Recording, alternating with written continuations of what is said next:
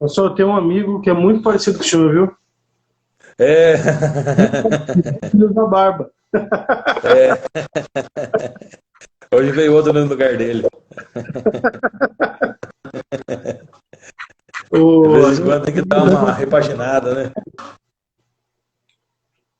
Não entendi, perdão. às vezes é bom para dar um descanso na pele, né? É verdade.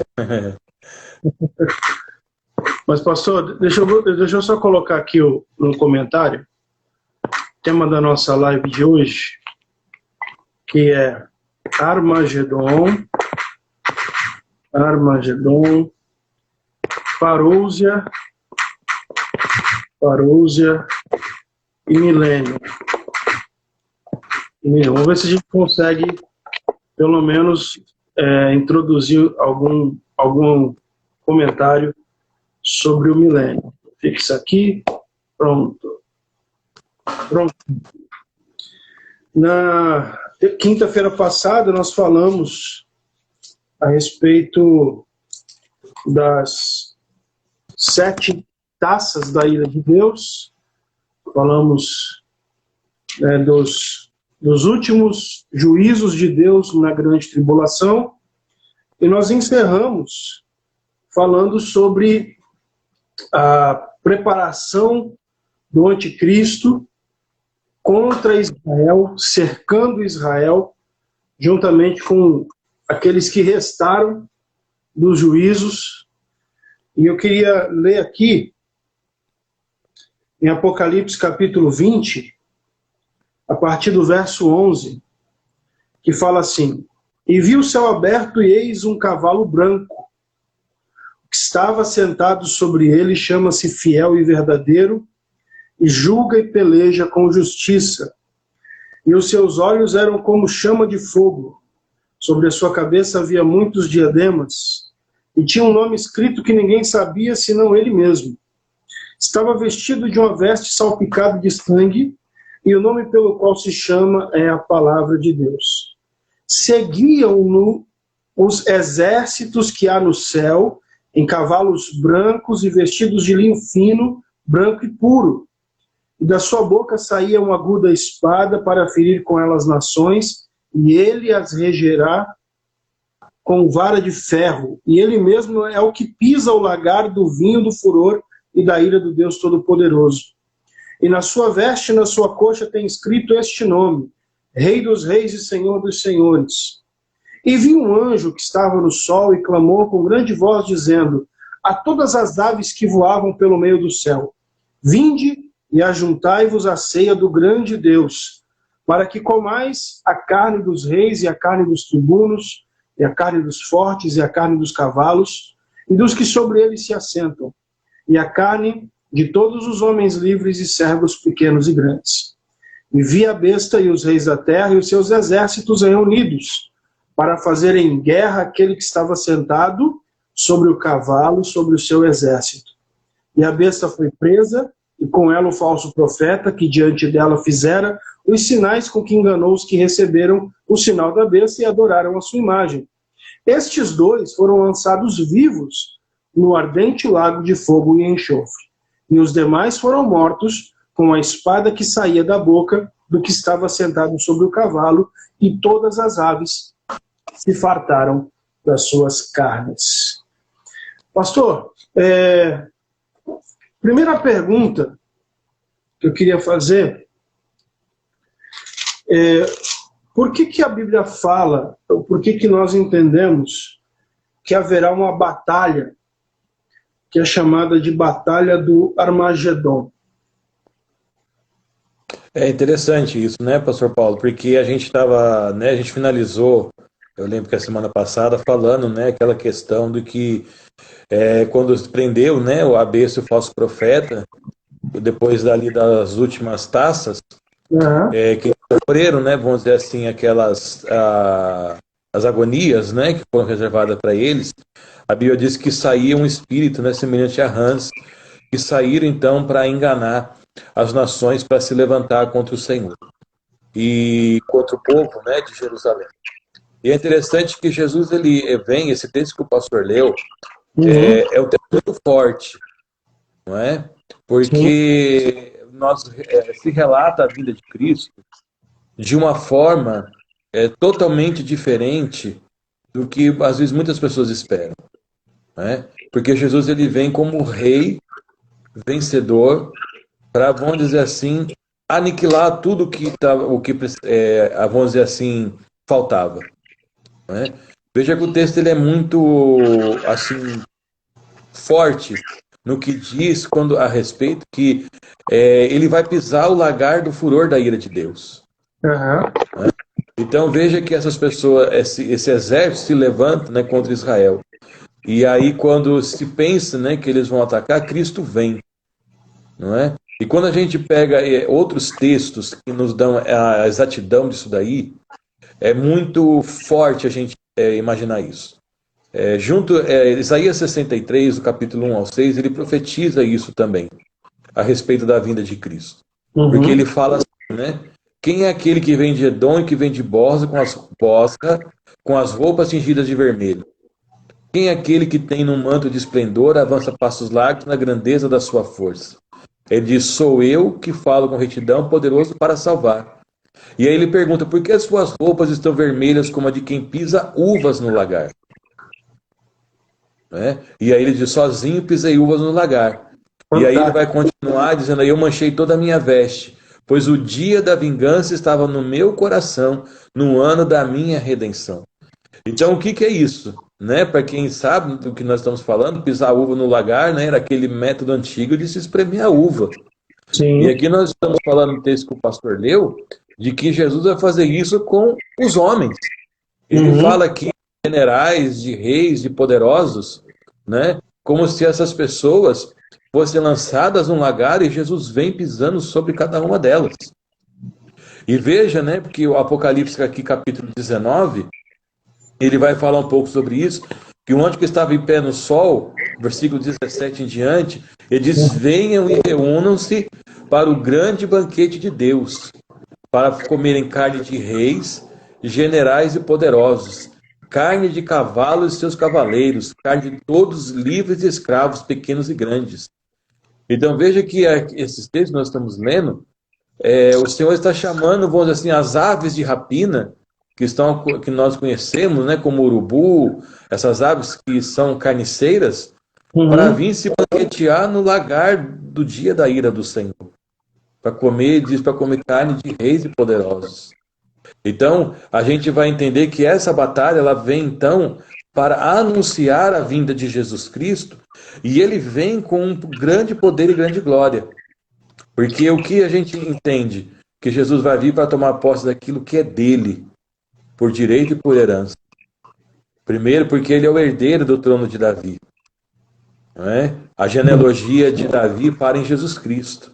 Sim. Não há continuidade. Então ele vai vir para tomar posse daquilo que é dele. Aquilo que é dele por direito e por herança. Porque a terra foi feita para ele. Né? A palavra diz que tudo foi feito por ele, para ele, e sem ele nada do que foi feito se fez. Então Jesus vai vir tomar posse daquilo que é dele. Sim. E aí todas as pessoas que se ajuntaram, né, para guerrear contra ele, e aqui o pastor me permitindo, acho que eu estou meio disparado aqui hoje. Não, que vai. Apocalipse 14, ele vê isso, né? João vê, né, uma nuvem branca e assentado alguém semelhante a um filho de homem. Ele tinha uma coroa de ouro na cabeça e uma foice afiada na mão. E diz aqui, saiu do santuário outro anjo que bradou em alta voz aquele que estava sentado sobre a nuvem. Tome a sua foice e faça a colheita. E ele vai dizendo, tome a sua foice afiada, ajunte os cachos de uva da videira, porque as uvas estão maduras. E ele diz assim, um anjo passou a foice pela terra, ajuntou as uvas e jogou no grande lagar da ira de Deus.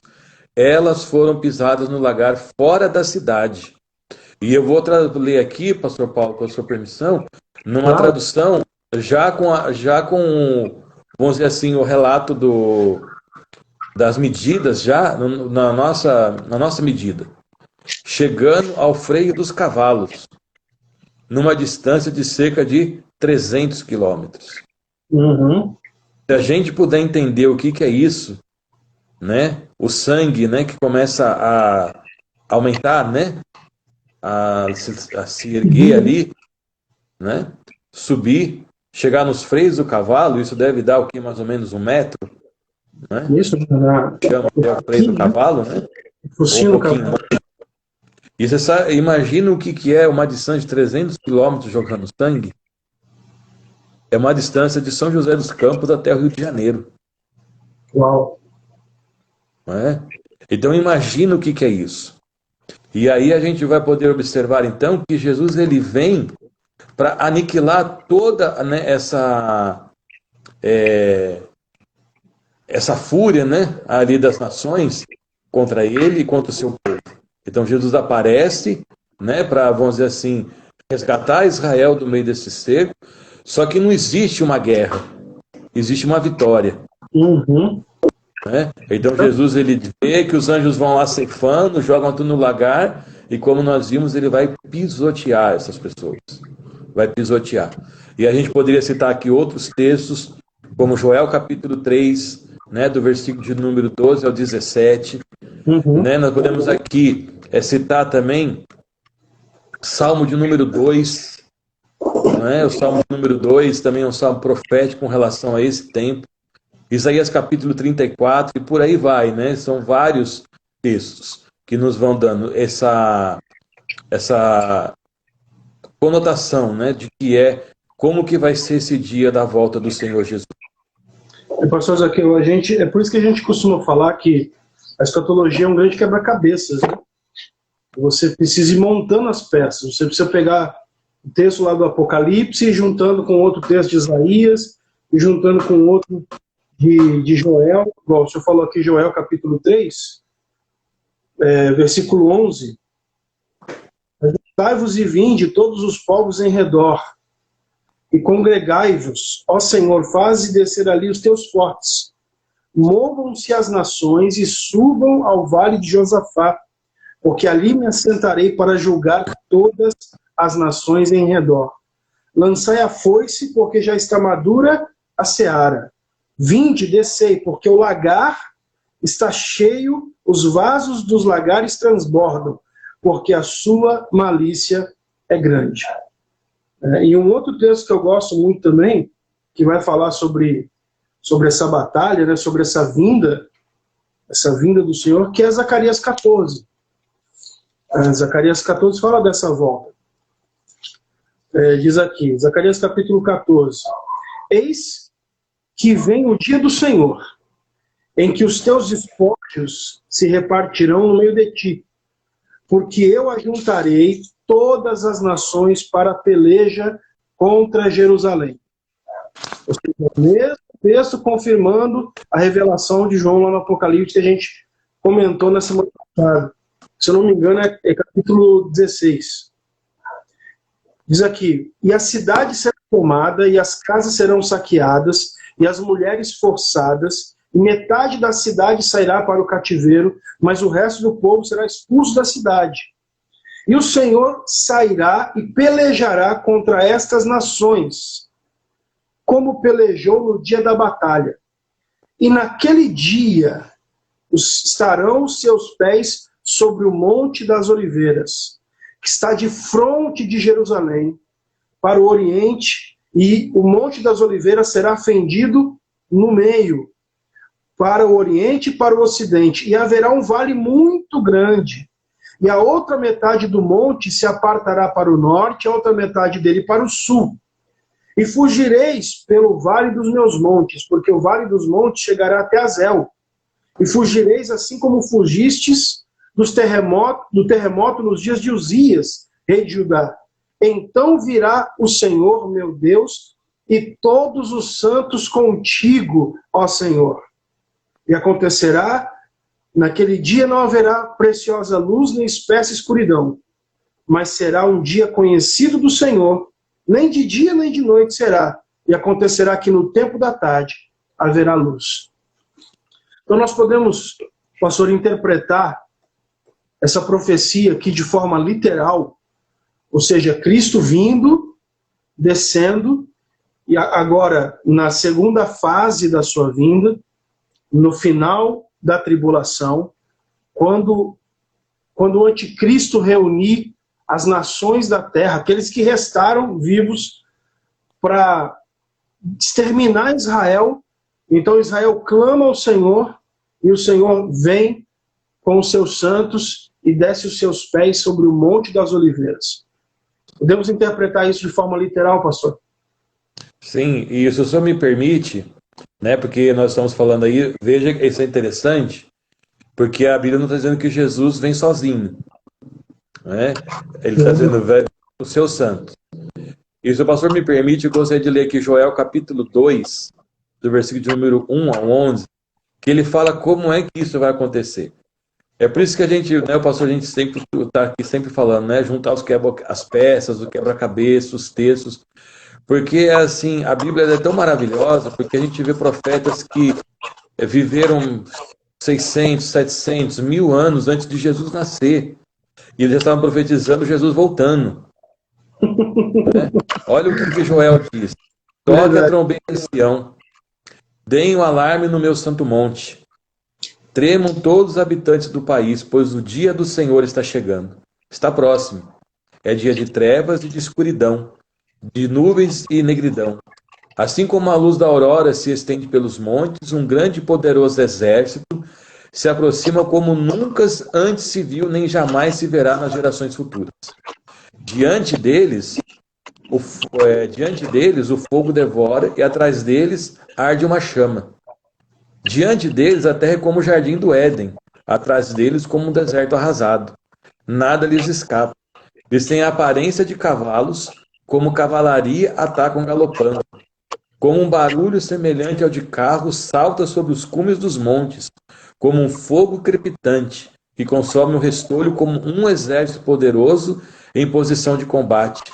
Diante deles, povos se contorcem angustiados. Todos os rostos ficam pálidos de medo. Eles atacam como guerreiros e escalam muralhas como soldados. Todos marcham em linha, sem desviar-se do curso. Não empurram uns aos outros, cada um marcha sempre em frente. Avançam por entre os dardos sem desfazer a formação. Lançam-se sobre a cidade, correm ao longo da muralha. Sobem as casas como ladrões entram pelas janelas. Diante deles a terra treme, os céus estremecem, o sol e a lua escurecem, as estrelas param de brilhar. O Senhor levanta a sua voz à frente do seu exército. Como são poderosos que obedecem a sua ordem. Como é grande o dia do Senhor. Como será terrível. Quem poderá suportar? É forte, hein? É? Então veja, a gente poder imaginar de tudo aquilo, se a gente pudesse relembrar, né, que nós já falamos que iria acontecer com o derramar, né, a abertura dos selos, trombetas e taças, e aí Jesus vem aqui para dar fim em tudo. Não é? O senhor comentou, né, dos profetas que profetizaram, eles viviam antes de Jesus, né, não conheceram a Cristo, né, e mais profetizaram a respeito da volta dele. Deixa eu dar um abraço aqui, ó. O evangelista Elton chegou aqui, você fala do meu primo Rafael, também está por aqui. Presbítero Jefferson, graça e paz, meu querido, abraço. Agora, imagina, pastor, ó, tem um texto aqui que vai falar sobre essa vinda gloriosa do Senhor, que é profetizado por Judas. Desculpa, por Judas não, por Enoque. Enoque, o sétimo depois de Adão. Ou seja, o sétimo, depois de Adão, o sétimo na linhagem, profetizou a respeito desse dia, do dia da parousia. Por que é parousia? Parousia significa aparição. Ou seja, o dia que o Senhor vai, de fato, aparecer nas nuvens. Então ele fala aqui, Judas, verso 14, ele fala assim, e destes profetizou também Enoque, o sétimo depois de Adão, dizendo, eis que é vindo o Senhor com milhares de seus santos, para fazer juízo contra todos e condenar dentre eles todos os ímpios, por todas as suas obras de impiedade que impiamente cometeram e por todas as duras palavras que ímpios pecadores disseram contra ele. Então a gente viu na quinta-feira passada que conforme Deus ia enviando os juízos, os homens, ao invés de se arrependerem, eles blasfemavam contra Deus. Eles falavam mais contra Deus. Falavam palavras de blasfêmia. E aí, Judas aqui está escrevendo sobre uma profecia falada por Enoque, o sétimo depois de Adão, dizendo que ele vem para fazer juízo contra todos e condenar por todas as duras palavras que ímpios pecadores disseram contra ele. A Bíblia é fantástica, pastor. A Bíblia é fantástica. E aí, pastor, com a sua permissão também, aqui a gente pode ver, né, Moisés também fazendo essa menção em Deuteronômio capítulo 32, do versículo 41 ao 43. E é interessante aqui que Balaão também ele faz uma profecia, né, aquele Balaão lá, meio atrapalhado, né, de Números, do livro de Números.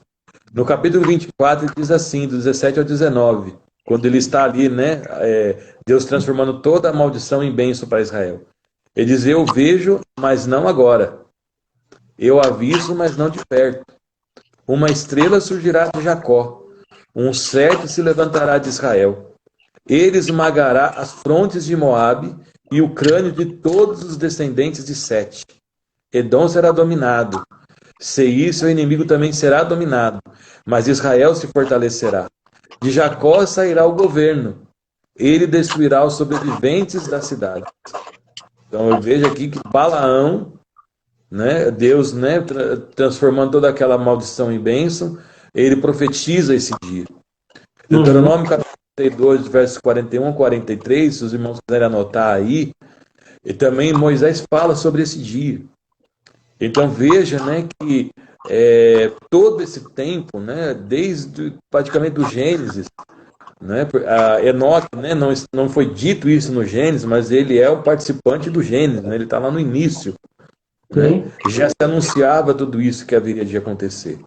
Então, veja que Jesus, essa vinda dele, até por uma questão, né, de quem ele é, né, a sua coroação, porque aqui na terra ele foi maltratado, ele foi, né, humilhado, ele foi esquecido pelo seu povo, as pessoas não deram crédito à sua palavra, ele foi ali escarnecido, né, ele foi ali humilhado naquela cruz. Né?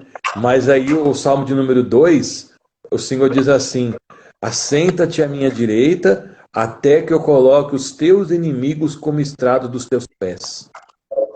Então veja, né, que tudo aquilo que o homem não deu, não reverenciou, né, o ser humano não reconheceu como Deus, né, e é interessante porque Daniel ele tem uma visão de quando Jesus volta para o céu, que ele está vendo, né, o ancião de dias, assentado no trono.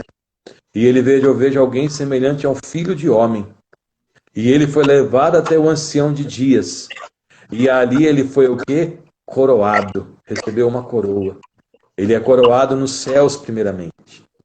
E é interessante que a gente vê o Salmo de número 24, se eu não me falha a memória, que tem um cântico da chegada de Cristo.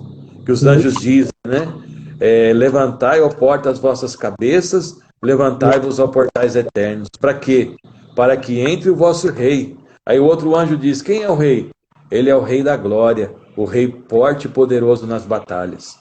Então esse Cristo chega lá, aquilo que ele recebeu aqui na terra, uma coroa de espinhos, no céu o Pai lhe deu uma coroa de ouro, de glória, e o deu o título de Rei dos Reis e Senhor do Senhor. E aí a gente pudesse imaginar aquilo que o salmista fala no Salmo número 2, ele fala assim, assenta-te aqui, ó, aqui, né, na minha direita, até que põe o quê? Os teus inimigos como estrado. Para quê? Estrado é o quê? Né? É o chão. Você vai passar por eles, você vai pisar sobre eles. E é isso que a gente vai ver acontecer agora, nesses textos que nós estamos lendo. Então Jesus vem como Rei poderoso. É por isso que Jesus sempre disse, ó, quando ficarem falando aí, querido, ó, Jesus está ali, Jesus está lá, né? Jesus, ó, aquele ali é o Cristo. Não acreditais, por quê? Porque Jesus não voltará mais como um cordeiro. Ele não volta mais como um homem manso. né? Ele não vai voltar mais como alguém ali, vamos dizer assim, né? Como ele viveu aqui nessa terra, né? Sem executar vingança. Ele volta como rei, como poderoso. Então ele volta como grandioso. E é por isso que João vê a visão dele, esse que eu vejo, né, o cavaleiro, né, o seu cavalo branco, e ele tem o quê? Uma coroa de muitas diademas, seus olhos como chamas de fogo, teus pés como polido em fornalha. Ele tem uma coroa de ouro na sua cabeça de muitas diademas. Na sua coxa está escrito quem ele é, Rei dos reis e Senhor dos senhores. Ele vem no seu cavalo branco, ele vem como general, como ele se apresentou ali para Josué, né? Quando Josué viu ali aquele anjo do Senhor, a senhora é por nós? Não, venho na qualidade de capitão dos exércitos celestiais. Então é esse Jesus que vai voltar, com grande glória. Então ele vem para aniquilar, ele vem para acabar com a maldade. E isso ele vai fazer dessa forma, né? Pisando, sem dó, né? Vamos dizer assim, em todos aqueles que o negaram, em todos aqueles que preferiram o anticristo, em todos aqueles que, tudo que passaram, continuaram blasfemando contra o Senhor. No texto aqui de Apocalipse, eu queria ler dois textos aqui e fazer uma pergunta. Apocalipse, que é o texto que a gente leu na introdução da live, Apocalipse capítulo 19 fala assim: e seguiam-no os exércitos que há no céu em cavalos brancos e vestidos de linho fino, branco e puro. Nós entendemos que esses que vão vir com Cristo em cavalos brancos são a igreja. É a igreja que foi arrebatada, que estava nas bodas do Cordeiro e que agora está descendo com Cristo. Mas tem um texto aqui de Mateus capítulo 24, que é um texto que os pós-tribulacionistas usam para dizer que esses que vão vir com Cristo, esses santos, não são a igreja, que a igreja estaria aqui, que Jesus estava vindo para livrar a igreja. Eles dizem que esses santos que vão vir com Cristo na sua aparição seriam anjos. Então, diz aqui Mateus capítulo 24, versículo 29, palavras do próprio Jesus dizendo assim: e logo depois da aflição daqueles dias, o sol escurecerá, a lua não dará sua luz, e as estrelas cairão do céu, e as potências do céu serão abaladas. Então aparecerá no céu o sinal do Filho do Homem, e todas as tribos da terra se lamentarão, e verão o Filho do Homem vindo sobre as nuvens do céu com poder e grande glória. E ele enviará os seus anjos com rijo clamor de trombeta, os quais ajuntarão os seus escolhidos desde os quatro ventos, de uma a outra extremidade dos céus. Então, eu já recebi muitos comentários de pessoas que não acreditam no arrebatamento da igreja, que dizem que a igreja vai passar pela tribulação, e que Cristo, no final da tribulação, vai vir para salvar a igreja. E que usam esse texto para dizer: esses que vêm com Cristo não é a igreja, os santos arrebatados, mas são anjos. E aí, pastor? São anjos ou é a igreja? Então, pastor, é por isso que é interessante, como a gente sempre fala aqui, a gente pegar todos os textos que falam a respeito disso. Né? Porque é interessante, se o pastor puder ler novamente, o texto de Apocalipse 19 diz que ele vem não é com o exército, mas com os exércitos. Então, na verdade, quando Jesus vem, ele está vindo com dois exércitos. Um exército são os anjos e o outro exército é a igreja. Né? Então, ele está vindo com os seus exércitos, né? Está no plural. Então, é interessante observar que nós lemos aqui também, né, em Apocalipse 19 mesmo, que fala, né, que tinha um anjo pé no sol e chamava, né, para reunir. E o outro texto que nós lemos, se não me engano, foi de Apocalipse 14, que os anjos estavam com a foice afiada para ceifar a terra. Então veja que os anjos, eles vêm dois exércitos, o exército dos anjos e o exército da igreja. O exército da igreja é aquele que nós vimos em Joel, acompanha o Senhor. O exército dos anjos, eles vêm fazer o quê? Ceifar a terra. Né? Eles vêm com as suas foices afiadas, ceifam essas pessoas, como nós vimos aqui, como se fosse uma colheita de uvas, e vão jogar onde? Lá no lagar onde Jesus Cristo vai pisar a cabeça de todos eles. Então, esse é o entendimento. Então, na verdade, Jesus não está vindo só com um exército, ele está vindo com seus exércitos. E esses seus exércitos é composto do exército da igreja, um exército da igreja, e outro exército são os anjos. E eles vêm, então, para poder. Por isso que a Bíblia diz que nós reinaremos com Cristo. Então, a igreja que vem com Cristo, ela vem também, né? Aí a gente, daqui a pouquinho, vai falar sobre isso. Essa vinda de Cristo, essa aniquilação de tudo, Jesus vai vir para inaugurar uma nova era na Terra, que é a era do milênio. É por isso que a Bíblia diz que a igreja vai reinar com Cristo. Porque aí a igreja vai ser, então, serão, né, os agentes que reinarão com Cristo sobre todo o mundo durante o milênio. Então é por isso que a gente tem que entender isso. Ele vem, na verdade, com os dois, com os anjos e com a igreja. E é interessante porque, na verdade, aquele texto de Jesus, dá para a gente fazer uma interpretação bem clara e entender que aqui, quando ele fala sobre os eleitos, juntará os seus eleitos, fala assim, ó, então aparecerá no céu o sinal do Filho do Homem, e todas as tribos da terra se lamentarão e verão o Filho do Homem vindo sobre as nuvens do céu com poder e grande glória. Ele enviará os seus anjos com rijo clamor de trombeta, e os quais ajuntarão os seus escolhidos desde os quatro ventos, de uma a outra extremidade dos céus. Então aqui é muito claro, pelo menos para mim, que quando ele fala que Jesus está voltando, os anjos, né, eles vêm e eles juntam esses eleitos, a igreja que está vindo com Cristo, junta eles, diz aqui, de uma a outra extremidade dos céus. De uma a outra extremidade dos céus. Não é de uma a outra extremidade da terra. Não é que Jesus vai vir e vai juntar a igreja que está na terra.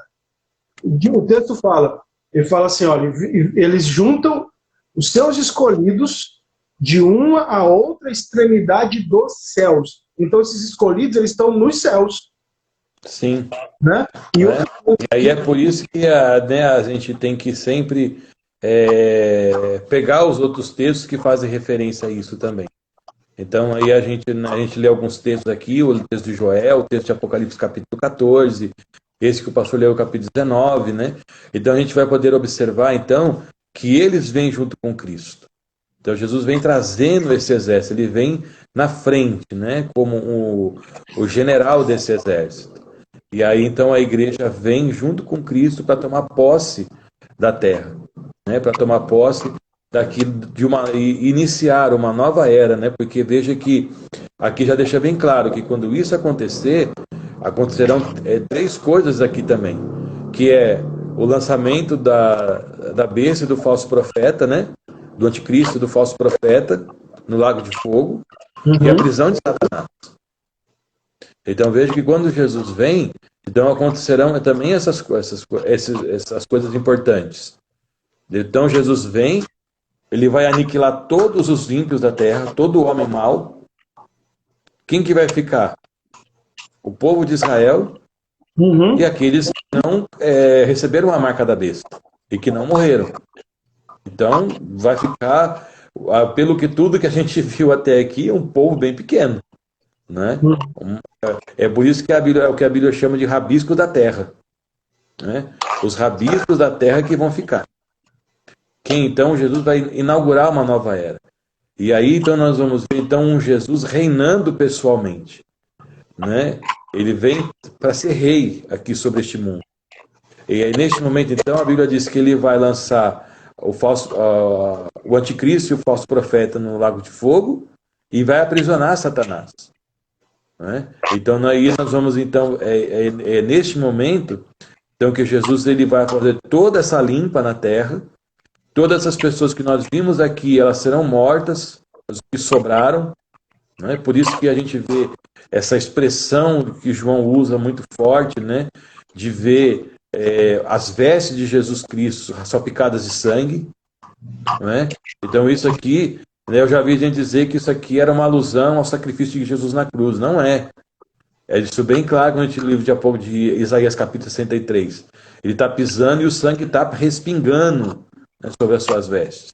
Uhum. Então veja que ele pisa, e aí você observa, né? Ezequiel capítulo 39, se não me engano, diz a mesma coisa, que as aves virão para comer carne de príncipes, para um banquete que o Senhor está dando para as aves de rapina. Então aí Jesus ele vem então limpar, como se fosse começar do zero, né, com relação àquilo que é mal. Então tudo aquilo que é ímpio será aniquilado pelo Senhor no dia da sua vinda. Um outro texto, eu acho muito claro, pastor, que mostra que com Cristo não são os anjos, são os salvos, né, aqueles que estão na eternidade, que aqui em Apocalipse 17 fala assim, os 10 chifres, versículo 12, os 10 chifres que vistes são 10 reis que ainda não receberam o reino, mas receberão o poder como reis por 1 hora, juntamente com a besta. Eles têm o mesmo intento e entregarão o seu poder e autoridade à besta. Estes combaterão contra o Cordeiro, e o Cordeiro os vencerá, porque é o Senhor dos senhores e o Rei dos reis. Vencerão os que estão com ele, chamados eleitos e fiéis. Então é muito claro que esses aqui que vêm, né, montados em cavalos, com vestes de linho branco e fino, eles não são anjos, mas eles são os santos que estão na eternidade, que estão nas bodas do Cordeiro e descem com Cristo para reinar no milênio. Pastor, o presbítero Jefferson, eu sei que a gente já falou sobre isso em outras lives, mas ele está perguntando aqui sobre os 4 seres viventes. Está perguntando quem são esses 4 seres viventes. Se a gente for pegar assim a grosso modo, né? Esses 4 viventes, os 4 seres viventes são como se fossem anjos, né? Assim, ou espíritos, né? Vamos dizer assim, que estão diante de Deus lá no céu. É interessante porque a Bíblia diz que eles têm, né, vamos dizer assim, as faces, né, de leão, de urso, né, de homem, né, de águia, e por aí vai. Então, assim, ao meu entender, ele dá esse nome, né, os 4 seres viventes, mas a gente pode entender que eles são uma espécie de anjo, né, talvez assim uma classe bem específica, né, mas são anjos que assistem também diante de Deus, assim como querubins, serafins, arcanjos, né? Eles também são citados na visão de Ezequiel, não são? Sim. Né, das rodas também, ele vê esses 4 seres viventes. E aí a gente observa também que quando abriram-se os selos, né, agora não me falha a memória, eles são participantes também desse momento, né? Eles estão lá diante de Deus também nas visões de João. Então João vê ali os 4 seres viventes, os 24 anciãos, né? Ele vê ali. Então a gente poderia entender que é como se fosse uma classe, né? Específica, talvez bem específica mesmo, de anjos que assistem diante do Senhor. Pastor, então, voltando aqui à cronologia, o anticristo reuniu os exércitos da terra que restaram, né, os homens que restaram, para destruir Israel. É esse momento que Israel, que já estava sendo evangelizado pelos 144 mil, nós vimos isso nas outras lives, eles então clamam a Jesus como seu Messias, e aí é a hora que Jesus vem com a igreja que está arrebatada, e vem sobre o Monte das Oliveiras, vem nas nuvens dos céus, todo olho vê, todas as nações contemplam o Senhor vindo. Então ele vem, desce sobre o Monte das Oliveiras, acontece uma batalha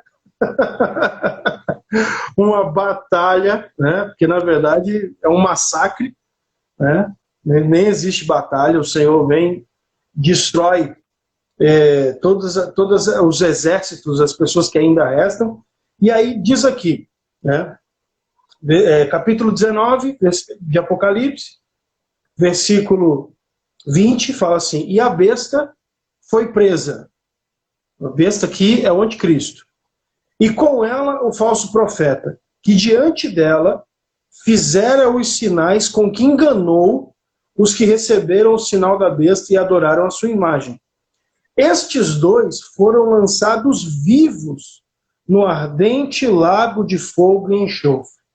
E os demais foram mortos com a espada que saía da boca do que estava sentado sobre o cavalo, e todas as aves se fartaram das suas carnes.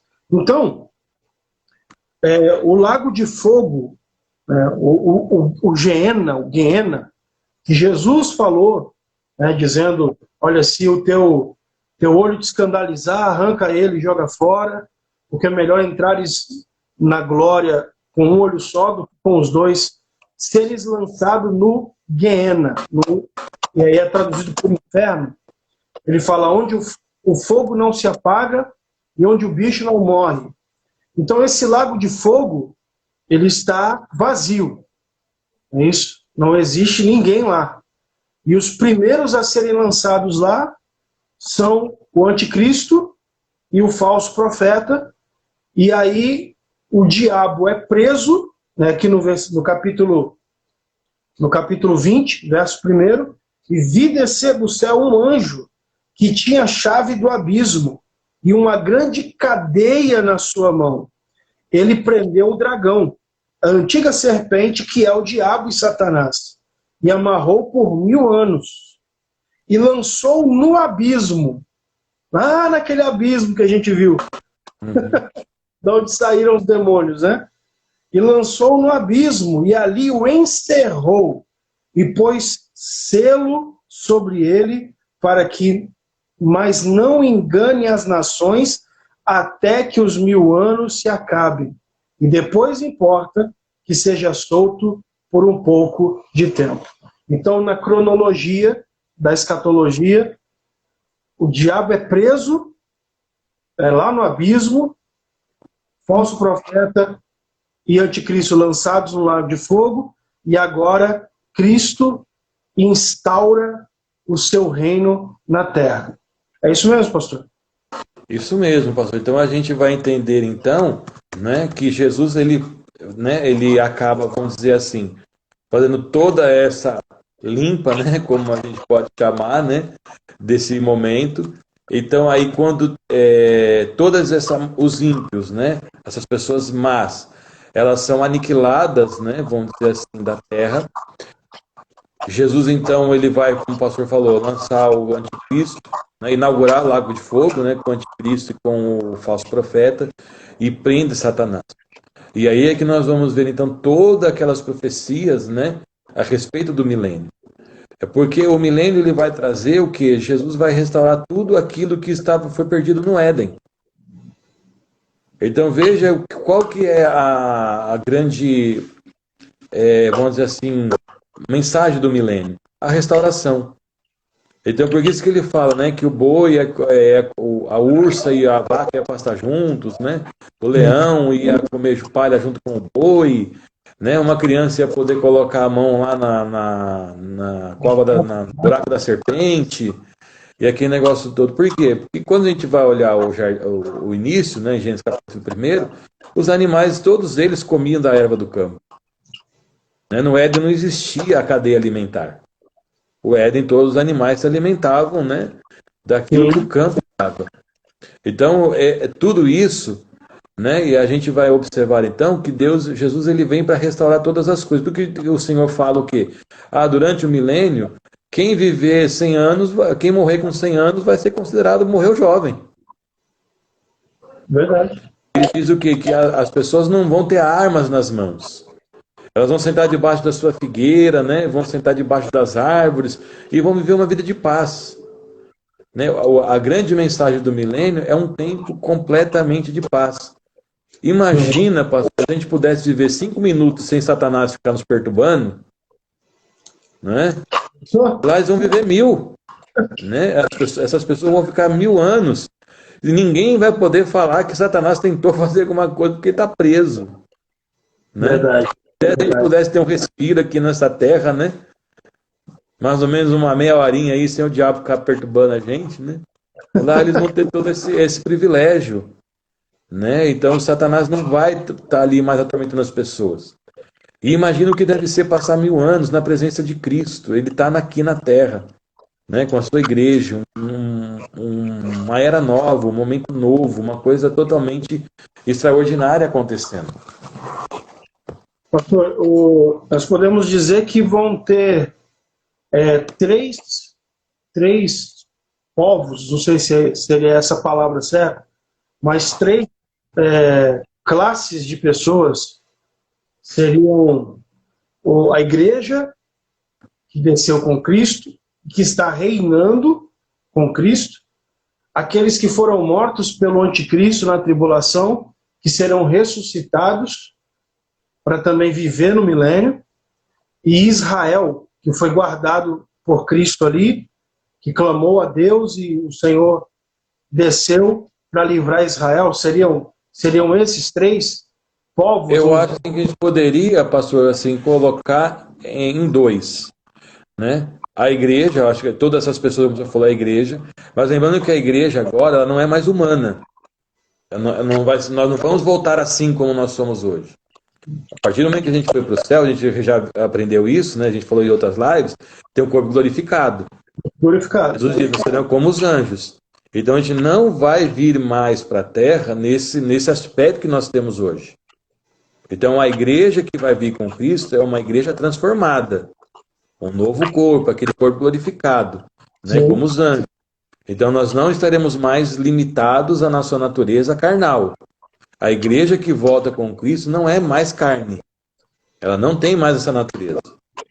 Quem é que o outro povo? Aí, se a gente pudesse chamar, é o povo, os seres humanos, né? Aqueles que ficarem ainda, que ainda serão carne. Que é o povo de Israel e aquelas pessoas que também que sobreviveram, né, ao tempo do anticristo, que conseguiram dar um jeito de escapar, conseguiram se esconder, não receberam o sinal da besta. Essas pessoas também sobreviveram. Então são essas pessoas vão continuar tendo a sua vida normal. Vão continuar se reproduzindo, vão continuar se casando, elas vão recomeçarem as suas vidas. Então essas pessoas que ficarem na terra, elas vão continuar a vida. A igreja não vai estar mais nesse aspecto. É bom a gente ressaltar isso. A igreja não vai mais ser uma igreja um aspecto da carne. Sim. É somente espírito. Então nós vamos estar vivendo uma era onde nós temos um povo celestial, corpo glorificado, e uma era, ao mesmo tempo, nós temos assim, convivendo um povo que ainda continua sendo carne. O presbítero Jefferson está perguntando, esses 1000 anos são figurados ou literal mesmo? São literais, né? São 1000 anos mesmo em que Cristo vai reinar sobre a terra. Professor, tem um texto aqui de Isaías 65 que vai falar um pouquinho sobre como será a vida nesse período do reinado de Cristo. 65:17. Porque eis que eu crio céus novos e nova terra. E não haverá lembrança das coisas passadas, nem mais se recordarão. Mas vós folgareis e exultareis perpetuamente no que eu crio. Porque eis que crio para Jerusalém alegria e para o seu povo gozo. Lembrando que aqui é uma profecia para Israel, né, pastor? E folgarei em Jerusalém e exultarei no meu povo. E nunca mais se ouvirá nela voz de choro, nem voz de clamor. Não haverá mais nela criança de poucos dias, nem velho que não cumpra os seus dias. Porque o jovem morrerá de 100 anos, mas o pecador de 100 anos será amaldiçoado. E edificarão casas e as habitarão, plantarão vinhas e comerão seu fruto. Não edificarão para que outros habitem, não plantarão para que outros comam. Porque os dias do meu povo serão como os dias da árvore. E os dias do meu povo serão como... e os meus eleitos gozarão das obras das suas mãos até a velhice.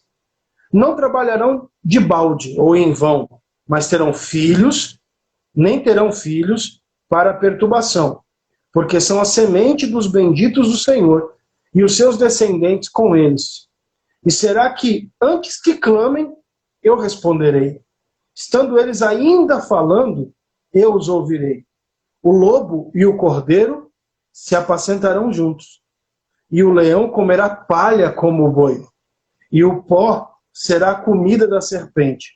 Não farão mal, nem dano algum, em todo o meu santo monte, diz o Senhor. Amém. Então, por essas palavras, a gente vê que a vida dessas pessoas vai continuar. Não é? Então, surgirão novas gerações. Mas essas pessoas continuarão normalmente a sua vida. É interessante que também no texto de Miqueias, capítulo 4, do versículo de número 1 ao 8, ele diz assim: das suas espadas farão arados, das suas lanças foices. Nenhuma nação erguerá a espada contra outra, e não aprenderão mais a guerra. Todo homem poderá sentar-se debaixo da videira, debaixo da sua figueira, e ninguém o incomodará. Pois assim falou o Senhor dos Exércitos. Pois todas as nações andam, cada uma em nome dos seus deuses. Ele diz aqui: naquele dia declara o Senhor: ajuntarei os que tropeçam, e reunirei os dispersos, aqueles a quem afligi. E farei dos que tropeçam um remanescente, e dos dispersos uma nação forte. O Senhor reinará sobre eles no monte Sião, daquele dia em diante para sempre. Quanto a você, ó torre do rebanho, ó fortaleza da cidade de Sião, o antigo domínio está restaurado, a realeza voltará para a cidade de Jerusalém. Muito bom. Muito bom. Pastor, tem duas perguntas. A primeira é a seguinte. O texto de Apocalipse fala que ele regerá as nações com vara de ferro.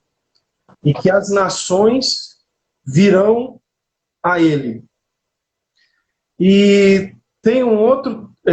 na verdade, assim, não é um texto, mas há uma teoria de que a Nova Jerusalém, ela descerá, naquela visão de João capítulo 21, a Nova Jerusalém, ela descerá e ela estará sobre a Jerusalém terrestre.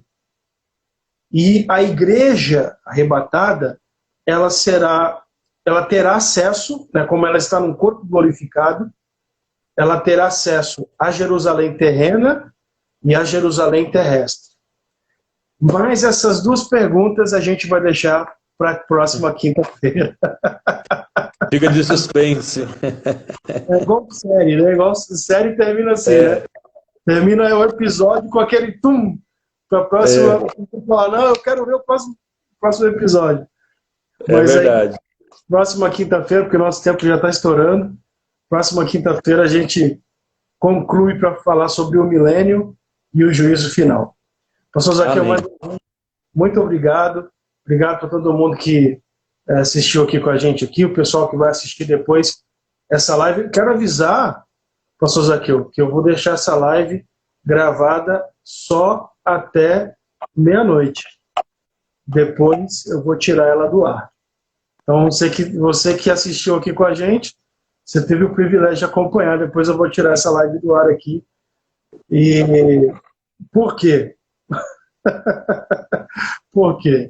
Porque isso aqui, na verdade, é um conteúdo de um curso que nós vamos preparar, não é isso, Pastor Zaqueu? Isso mesmo. Se Deus quiser. Vamos Amém. preparar uma escatologia e a gente vai trazer todo esse conteúdo aqui bem esmiuçado, com todos os textos bíblicos, mostrando aí todas as referências. Pastor Zaqueu, a gente tem 2 minutos para encerrar. Fala um pouquinho do seu livro, para quem ainda não conhece, quiser adquirir. Amém, Pastor Paulo. Muito obrigado, que é uma honra ter com o senhor aqui mais uma vez. Deus abençoe a todos vocês que nos acompanharam. Não sei se você vai conseguir ver aqui. Esse é o livro O Fim Anunciado desde o Começo. Então aqui nós temos esse propósito de falar da escatologia desde o início da Bíblia. Tá bom, querido? Se você quiser adquirir esse livro, tá bem explicadinho, toda essa ordem cronológica a respeito do fim. Você pode entrar conosco aí no privado, pode mandar uma mensagem para o Dr. Paulo, ele vai me passar. A gente entrega aqui em São José, tá bom? Sem nenhum custo. Fora de São José, a gente vai cobrar o custo do correio. Tá bom, queridos? Pode entrar conosco.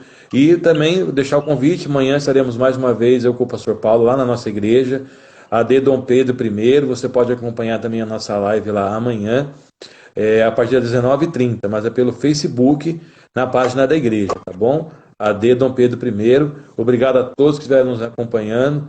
E mais uma vez, pastor Paulo, é uma honra estar junto com o senhor aqui nessa live, tá bom? Eu me sinto honrado de estar aí junto com o senhor nesse projeto. Pastor, foi um prazer todo meu. Começou com um simples convite de última hora, né? É verdade. Fazer uma live com o pastor Alexandre, mas ele passou mal. E aí, de última hora, pastor, topa, vamos lá.